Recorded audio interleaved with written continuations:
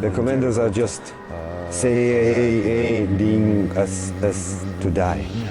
They were dispatched to one particular end. Instead of crossing fields and forests, they go directly through the pipeline.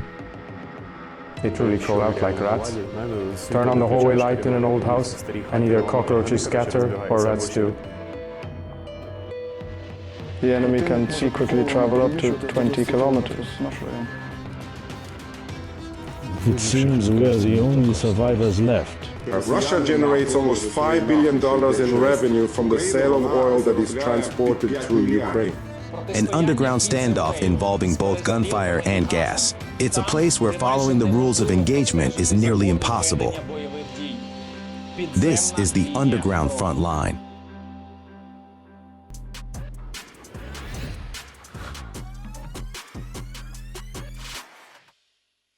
Imagine crawling through a pipe underground for several days, without any light, with barely any air, and the smell of gas all around you. You have absolutely no idea that around the next bend, the walls are closing in on you. Even a single shot you fire could potentially end in an explosion.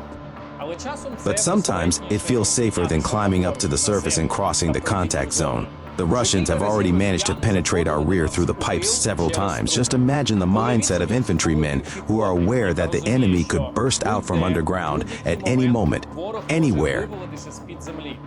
They said they missed their chance with the pipe here.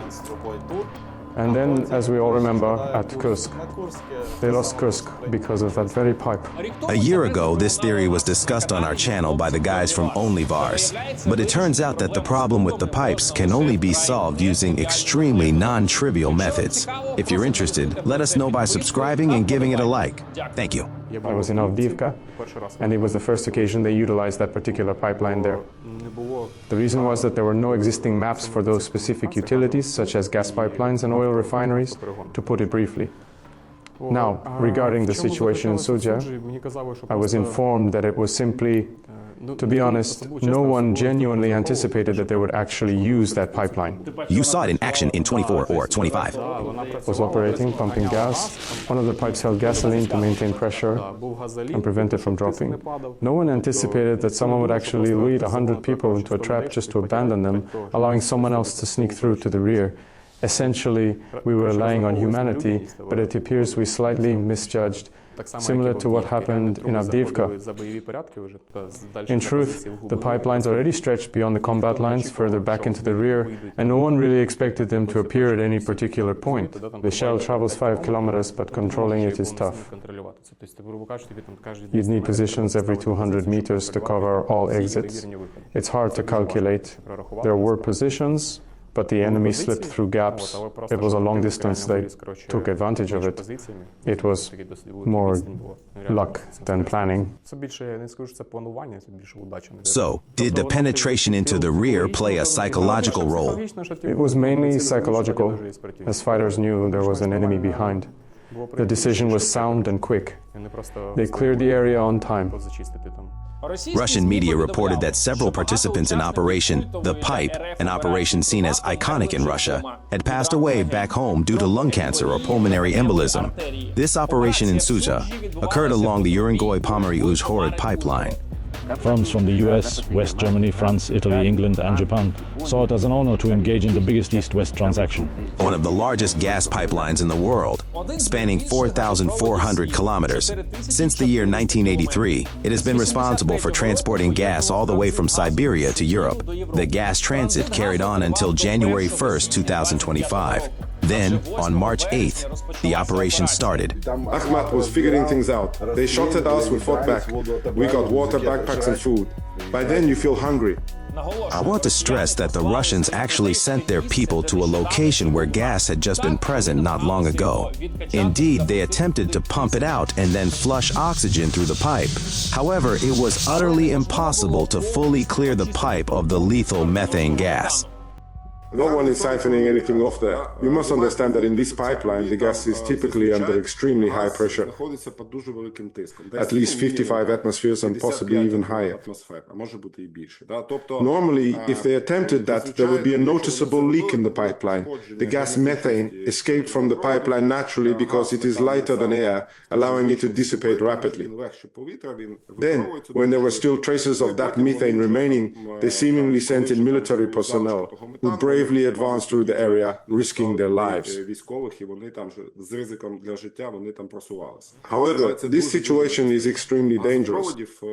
There are 33,000 kilometers of gas pipelines throughout Ukraine, and these are just the high-pressure ones. These are the high-pressure gas pipelines, not the ones that pass through our villages and cities. Our gas transmission system is likely the largest in Europe. It was constructed to serve the entire Soviet Union, as gas was exported from the Soviet Union to Europe through Ukraine. In fact, it served as a significant source of revenue for the Soviet Union. And gas pipelines were built. We have connection points with the Russian Federation and Belarus. I'm not sure exactly how many. There are 20 pipelines there. You just mentioned one. Urengoi, Pomeri, Uzhhorod. But there's also Progress, Soyuz, KKR, and many other gas pipelines. We haven't purchased gas from the Russian Federation since 2015. Ukraine stopped purchasing gas from the Russian Federation back in 2015. But we continued transit operations. They sure were making money. Look, this is a distinct issue. It's not merely about money, it's also about the fact that prior to the war's commencement, Europe was heavily reliant on Russian gas supplies. In truth, a significant 40 to 45% of the gas supplied to Europe originated from Russia. If this transit had been halted back in 1922, Europe would have effectively confronted an energy collapse. Consequently, the funds they were directing towards us for military aid and other equipment would have been redirected to support their own populations, industries, and so forth. And therefore, the decision made was to continue with the transit. The pipeline was already in place and transit operations were ongoing. Moreover, numerous other pipelines have been constructed in addition to this one. They aren't operational, but let's just say they haven't been destroyed. To put it differently, they are still intact, they were constructed, and there is gas present there, because according to the technology, it is supposed to be there, but there hasn't been any gas flow yet.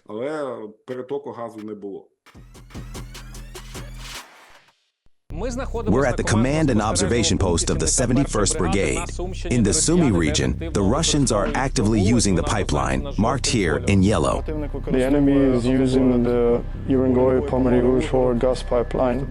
You can see it marked in yellow to covertly move its personnel. Can you estimate the distance over which you must actively conduct monitoring using drones, employing any available methods in order to successfully catch them? We need to keep track of a distance that can extend up to 10 kilometers and also monitor a depth that can reach as much as 5 kilometers. So drones monitor everything here? Indeed, we are continuously monitoring around the clock, 24 hours a day, 7 days a week, utilizing our unmanned aerial vehicles. The reconnaissance efforts are actively ongoing. How many locations are there currently where they might emerge? About 30. So, 30 locations where you've already identified potential points of emergence? Yes. The enemy can secretly move up to 20 kilometers into our area undetected, and they're protected. Are those black lines the pipes? Yes, that's precisely them indeed. And I understand that a big crater like this is exactly the kind of place they could crawl out of, right? Yes. It's very difficult to actually do anything with the metal itself. Usually the soil itself collapses and the exit gets buried. Are there instances where, for example, after being pinned down, they somehow manage to break free, get back in, and continue on their way? Yes, we've seen such cases in our fields and in the forest belts, where we simply block their exit.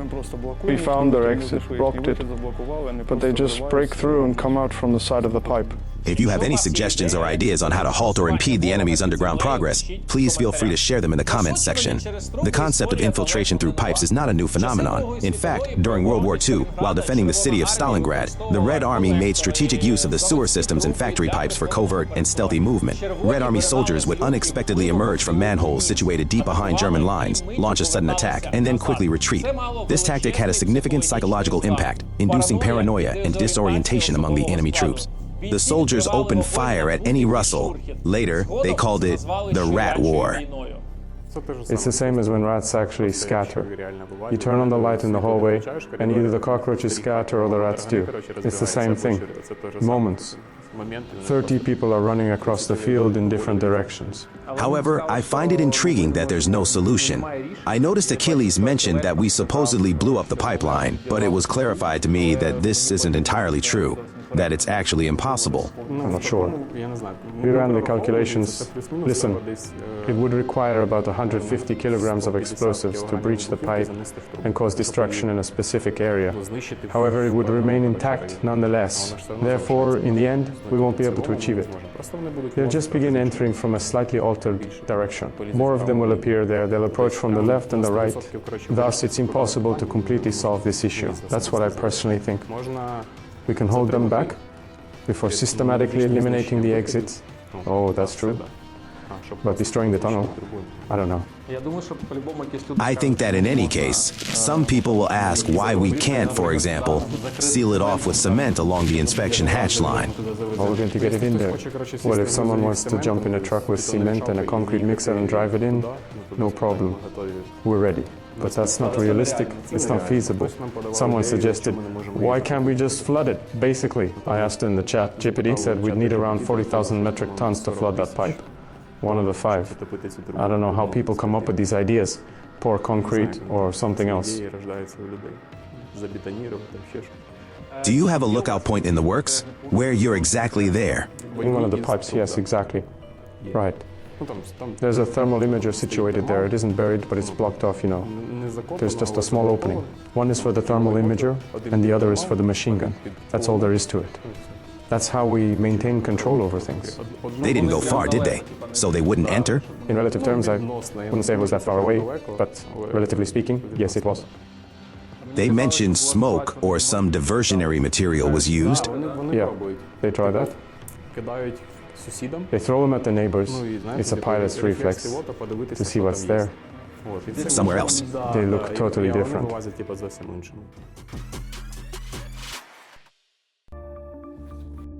The gas pipelines are shut down. Why is the Druzhba oil pipeline still operating? And is it true that Ukraine earns approximately $150 million a year from it? I think it might actually be a bit more, perhaps somewhere around 200 million. However, it's important to recognize that the Russians earn approximately 5 billion from the oil sales that pass through Ukraine. Therefore, I wouldn't describe this as a balanced trade by any means. I've consistently opposed the continuation of this transit, but you see, there was a particular situation involved. It related to the fact that Orban's government was very insistent on maintaining this oil export.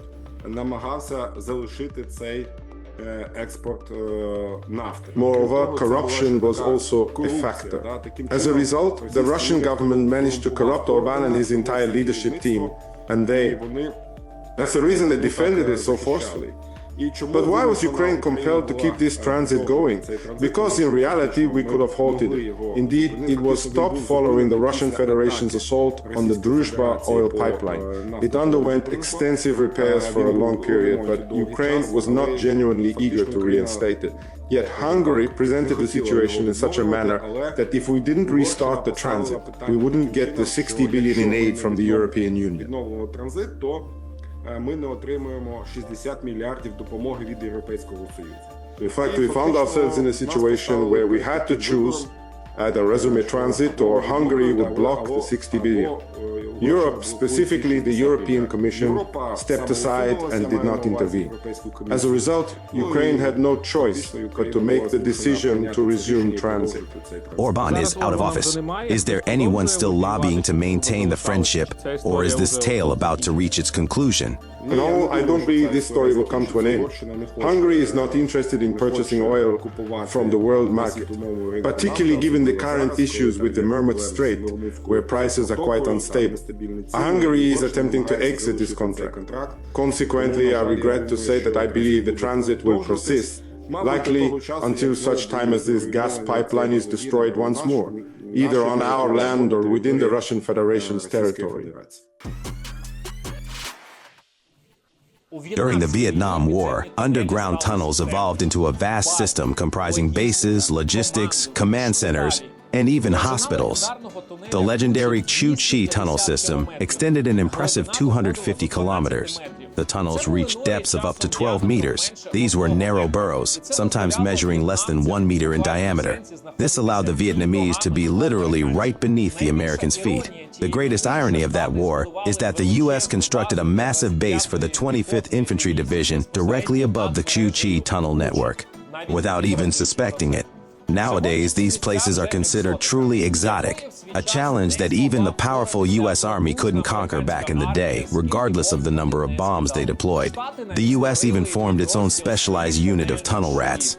Besides possessing incredible fortitude, these men needed to be of smaller stature to maneuver through the underground passages. Typically, they were Latin American volunteers. After all, convincing people to venture underground is far from an easy task. As for weapons, a knife, a flashlight, a gas mask, a rope, and, well, a pistol. The tunnel rats achieved some tactical victories, but they couldn't overcome the fundamental structural problem. The enemy had the resources and motivation to rebuild the underground infrastructure faster than it could be destroyed. Why do we have pipeline issues? I know they can't just be solved. One decision won't fix them, right? It's quite a complex operation we're dealing with here. We truly need to consider the possibility of climbing into the pipe ourselves. By doing so, we can effectively block them off, so they simply have no choice but to stop moving forward. Now, if they happen to climb out somewhere along the way, then that's okay, let them do it. If over the course of 3 months they attempt to climb out 8 or 9 times without any success, then that's just how it is. Let them continue their attempts. We'll simply have to manage them more frequently. And that's all there is to it. They're still making attempts to climb in near the Sudzha area. They crawl through this pipe for approximately 2 to 3 days, waiting for the command to move forward. Initially, from what we gathered through intercepts and classified sources, while they were establishing this system, around 100 individuals lost their lives just by working in that pipe. It was all just for nothing at all. Why? Did they suffocate? You can't breathe in those gasoline fumes. You definitely need an oxygen supply. There's nothing you can do against the gas. You'd really require some sort of scuba gear with a mask, something like that. Apparently, the budget doesn't permit adequate resupply. So they're making runs every 5 to 7 kilometers or so, as they mentioned, to these supply hubs. In other words, they've already dug out to the side, beyond the pipeline, and they're holding out there waiting for the next resupply point. It's evident that things are more or less settled there now with ammunition and water supplies. Is all of this underground? Yes, it's entirely underground. They bring out the wounded and the dead during the day, and then they go back inside. That's how it is for now. What we observe near Sudzha is a truly massive hub. I believe it could accommodate around 50 people. They've already connected electricity. Carts are already moving around. It's not just soldiers transporting supplies in sacks as it used to be. Now they're pushing carts loaded with provisions back and forth. How do they get food to these cities? They load it up at the market, and that's it. They load up a cart, and some guy just pushes it along. He transports all these supplies for kilometers. There's a base at the end. Then they either distribute it or store it for later. He's just like a pack mule, dragging this 100-kilogram cart filled with supplies, water, and food. What do you think is safer for a Russian infantryman? Walking across the fields like this, or emerging from a tunnel? I'd say from a tunnel. Currently, the skill zone is roughly 12 kilometers. So nothing can get past there, right? Well, there are isolated movements, yes. Sure, I won't argue. But as for more than 3 people being there, no one's going in yet. Over the last 3 months, in short, we've achieved the result I wanted, and now they're running around there one by one. It's very effective. Of course, weather conditions have an impact, naturally. There might be fog or rain somewhere, they can take advantage of that. But if the weather's clear, that's a disadvantage. But in reality, they come out, like 10 guys come out, and it's like a swarm of cockroaches scattering. And then when it comes to intercepting them, All we hear is those technical commanders shouting, "Where did he run? He's running the wrong way." They get completely disoriented, seriously. You're hauling out the pipes, first of all out into the sun, after having spent at least 2 weeks in almost complete darkness. So you go out and the artillery starts pounding you. Bombers, FPVs, they just scatter, each running wherever they can to land, trying to postpone their death for a couple of hours. To destroy the pipe itself, first of all, it's 1.5 meters underground. You'd really need some kind of 1,000 kilogram guided bomb, probably, to drop it and at least damage it. It's just the way it's built. Did you attempt to blow it up? Were there any? So, regarding these exits, they have every day a separate crew flies in a bomber, a vampire, dropping 1.5 tons of explosives to block at least the entrance, allowing them to react quickly. We've blocked the entrance, but it will take a day or two for them to clear it. It's a never-ending process. The Air Force was active, and we ordered strikes too. Everything hit its mark, but it was ineffective. They're still pushing forward, right? Right. We're not getting through here either. Let's dig through 10 meters and then try again. It didn't work out again, so we turned back. It's like a non-stop merry-go-round, a constant rush. Elite crews are trained specifically to pinpoint the exit from the pipe. We've actually read that back then, it was very primitive, with these swarm-like units digging between their own trenches and the enemy's, creating tunnels, and then using those tunnels to defend themselves and fend off the enemy. We just think that once they come up with this idea, they're definitely going to give it a try. I believe that eventually they will come up with a solution for this. Yes, indeed. Under a row of trees? Just like that, yes. And they will begin digging a tunnel toward our location. If they have indeed lost 250 men over the course of 3 months due to the tunnel, I believe their next step will be to proceed with this action. The only thing left for us to do is determine where exactly we should destroy these tunnels. They are alive, healthy, and unharmed. All is well. If you're watching, things aren't going well for them. Now, we're going to have a conversation with the very individuals who managed to crawl out of that pipe and eventually ended up in our custody. My name is Vitaly Borisovich Chiryu. I'm from Buryatia. I am Adam Muratovich Balkoev, hailing from the Republic of Ingushetia, which is my homeland. But how did you get here? Why sign the contract? What are your motives? You were initially promised a year of freedom. Were you in prison? Yes. For what? Robbery and murder, 105 minus 162. You? I did time for the 105th murder. So, they gave you this in prison? Yes, at the camp. To sign a document saying you were there and have it recorded, right? Initially, they offered me that opportunity when Wagner arrived. They proposed joining Wagner, serve for half a year, finish your term, return home, and you'd be free. However, I declined all such offers. Wagner returned later and then departed. Afterward, they approached me 3 additional times. Each of those 3 times, everyone managed to leave after 6 months. So, were you in the room? We're in the room, but they're locking us inside. They're setting these conditions, yet we must act. These conditions aren't easy. Do you know you can't stay there anymore? Do you know that? The truth is, well, that's incorrect, and they could cause a commotion. Are you able to stay here any longer? The administration is intentionally provoking you. And what actions can they take? Well, they can resort to name-calling, and they can attempt to undermine your honor and dignity. There were approximately 11,500 to 1,600 individuals in the camps. And now, based on the most recent information I've received, they're already claiming that some camps have shut down. Everyone's on active duty, right? Kind of. Because the guys didn't go with Wagner. After Wagner, they returned 3 times. Actually, 4 times. Yes, 4 times in total. So, on the 3rd or perhaps 4th time the guys went, they served for half a year.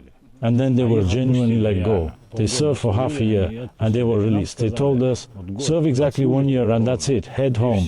Well, as it turned out, I discovered while I was in the hospital that no one was actually going anywhere. Because even when I was in the hospital, to be certain for myself, I called the unit and inquired about my contract.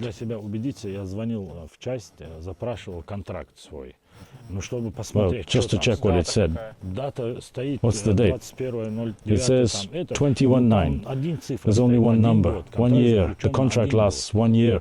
But there's no date, correct? And then They told me that the expiration date is where you are.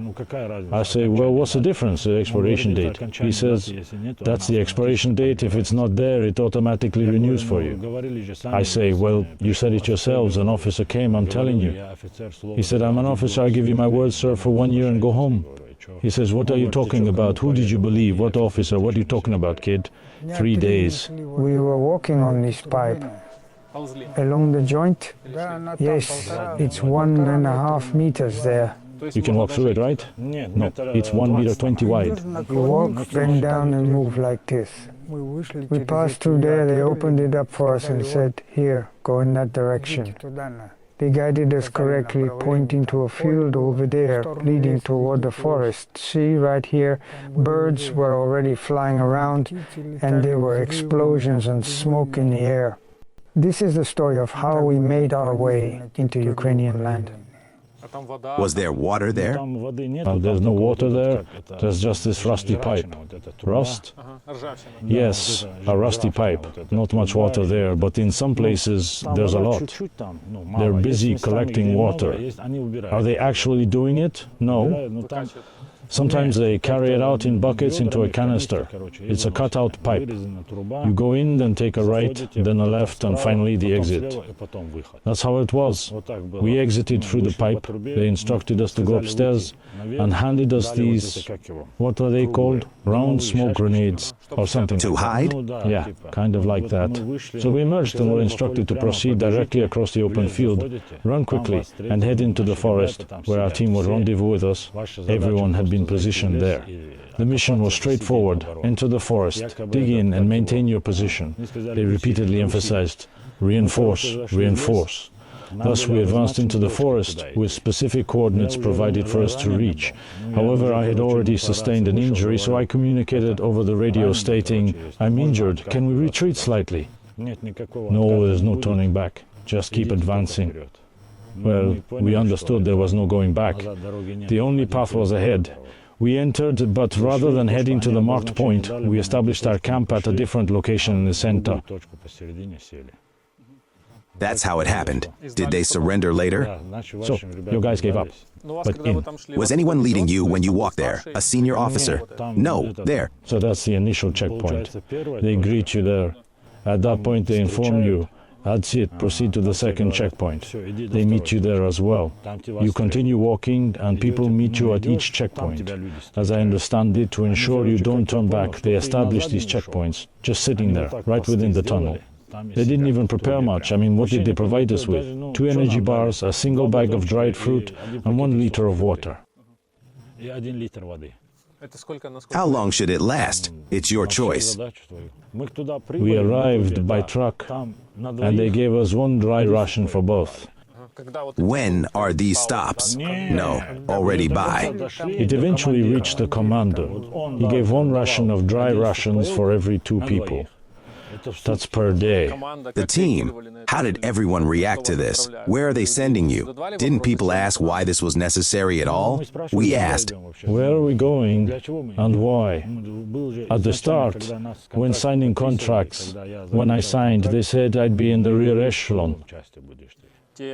What do the countries where you're from think about the idea of war in general? About the special military operation? What do people say? In our republic? Yes, yes. In our republic, people freely express their opinions. As you notice, none of the Ingush elders there show support for this war. There are instances like this: you visit a doctor, seek assistance, and need a piece of shrapnel removed. Some doctors refuse to help.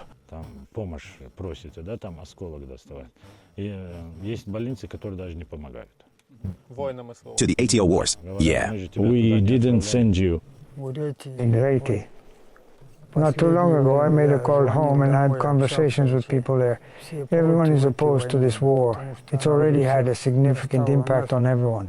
Personally, I'm from Derevnyani. Now, only the elderly remain alive. Even during the last war against the Germans, the destruction wasn't as severe.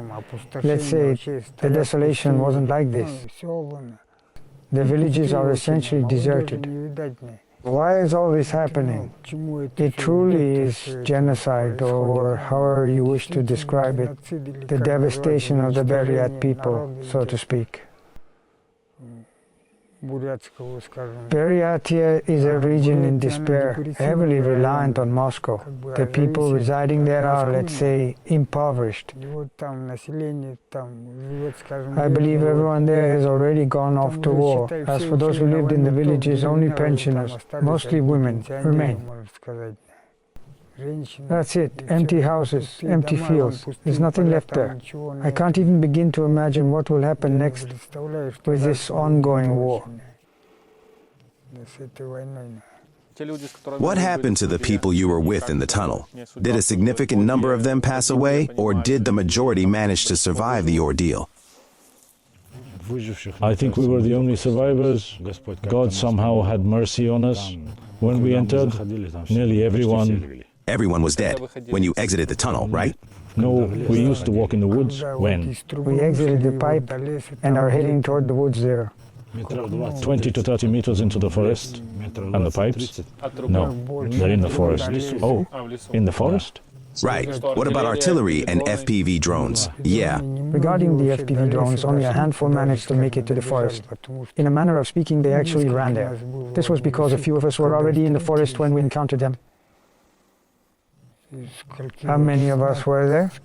There were about 4 or maybe 5 of us who met up there.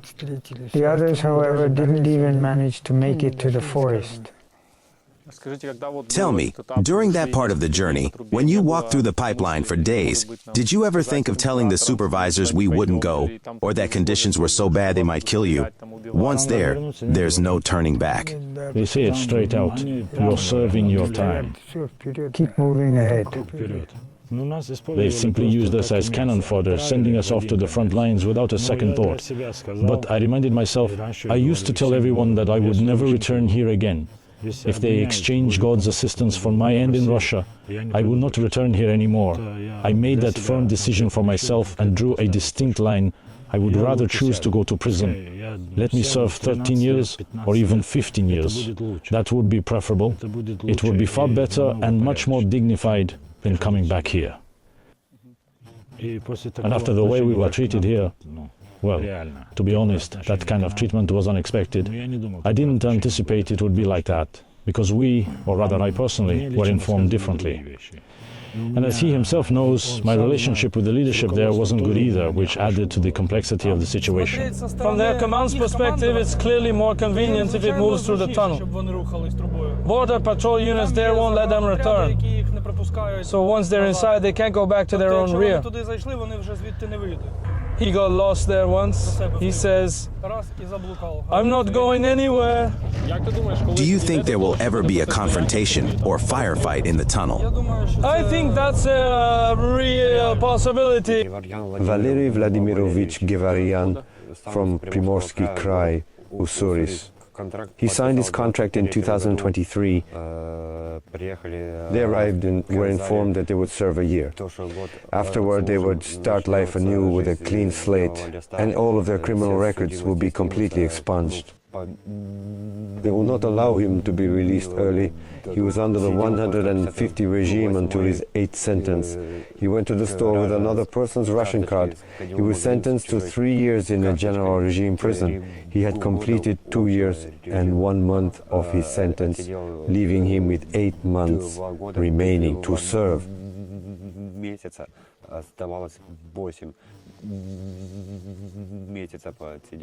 But why go to war if... 8 months? I wanted a fresh start, just as promised. I tried to leave early, but refused to avoid war.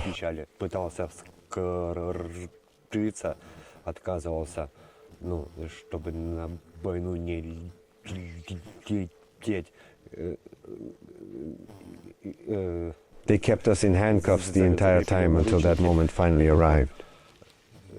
They beat my face severely, and I trudged through the thick mud for days on end, feeling the pain intensely here. They eventually brought us to the village, where there was a narrow passage leading into a pipe.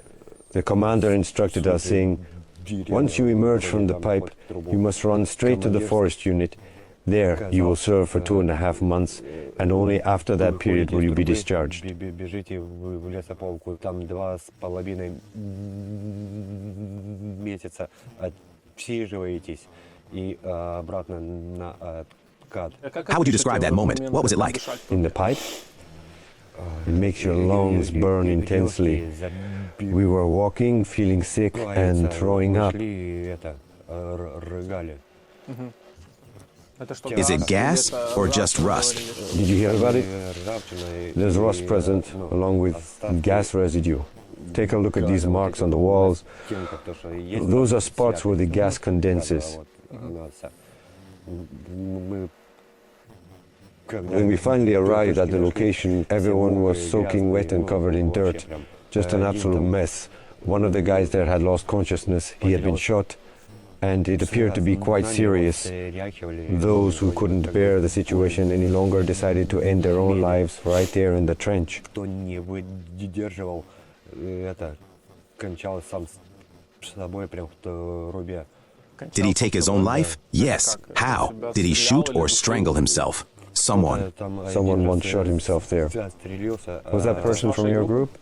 Yes, everyone present was from the class of 84. And someone was eating those dry and flammable things. After a day or two, he was basically on the brink of dying. The dry, flammable stuff that burns? Yeah. And why was he eating it? Nothing else to eat? No, just to die. Because you lack the courage. You see, there's a pipe over there. Let's go mess ourselves up.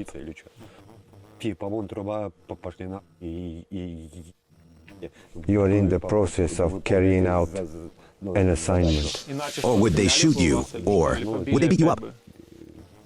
They mentioned that they were planning to shoot. The radio functions by utilizing a hole in the roof.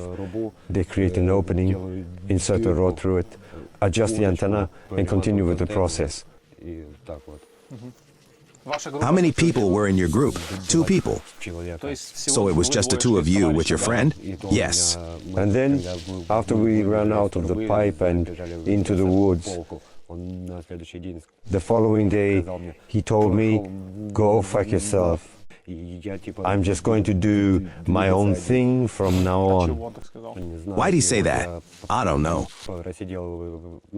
And so there I was, sitting and digging myself into a little hole. I spent a total of 12 long days there without any water or food. Luckily, it was drizzling, so I managed to drink some rainwater to sustain myself. Then on the 12th day, I felt an overwhelming panic attack approaching. I began to scream, desperately calling out for the guys to come and save me. We had been told that this part of the forest was supposed to belong to us.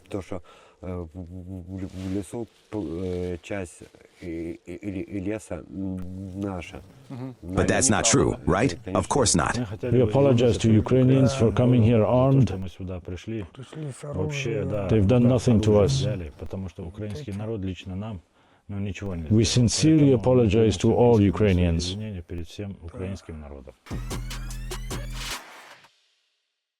While preparing this video for you, I discovered that operations in Druzhba are occurring not only in the regions previously mentioned, but also in the Kharkiv and Zaporizhia sectors. It seems like this topic is only going to continue to develop and expand further. Most of the underground operations are highly classified. However, rest assured that we'll definitely inform you about them when the time is right. At this moment, I want to give a big shout out to everyone who possesses the fortitude and courage to fight underground and maintain our front line there. If you enjoyed this episode, please remember to like it and subscribe to Bombardier. We have more content coming up, so stay tuned. Next, we'll suggest some other interesting videos on our channel. For instance, there's an interview with a veteran from the Galician division who is now 99 years old. Also, I'd like to recommend checking out the channel of our friend, Kirill Stepanets. He shares fascinating insights about the lesser-known aspects of Kyiv and much more. You can find the link in the description of this video.